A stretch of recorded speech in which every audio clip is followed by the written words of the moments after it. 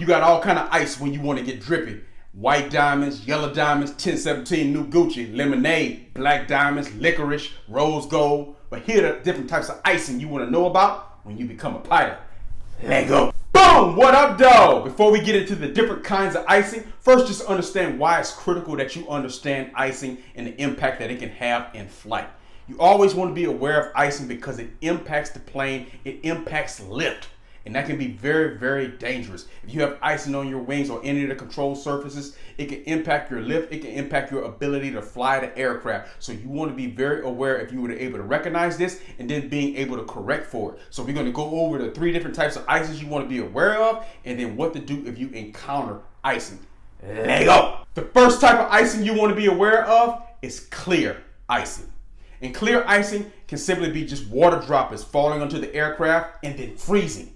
And it can be very dangerous because it can form exceedingly rapidly. So anything that forms very rapidly can overtake the airplane and of course impact any kind of lift that's happening on the airplane or your ability to control the aircraft. Always remember the temperature of your aircraft itself flying through the air is always colder than the outside air temperature. So water droplets or rain can fall onto those wings and it can immediately freeze on that wing and give you that clear icing effect. Either flying through a cloud or just having the rain itself fall into the aircraft at a certain temperature can cause this effect. And it's something that you always want to be aware of if you were to ever experience clear ice. If it forms on your wing, it can compromise your ability to produce lift in the aircraft and it can also disrupt airflow. Clear icing is easily recognizable. It's just like the name states, clear ice. So it looks like a clear sheet of ice. Next up on the list is rime icing. Rime icing is very brittle. It's that very frost-like kind of icing. Think about if you were to go to your deep freezer or your freezer in your home and open up the freezer and you see that kind of frosty little icing that's in there around the edges. That's rime ice. Much different than the clear icing effect that we were talking about previously. But that rime ice that we're talking about right now, you can experience this going through a cloud that has like frozen rain.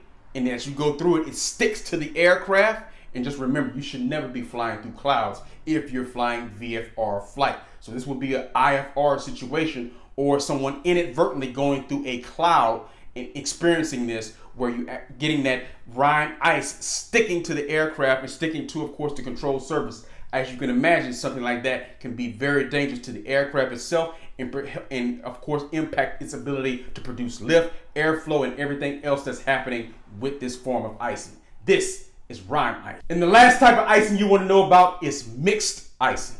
And just as you would guess, the name would say, aviation makes things simple for you. The name is exactly what it says. It's a mix of the first 2 we just talked about, clear and rime.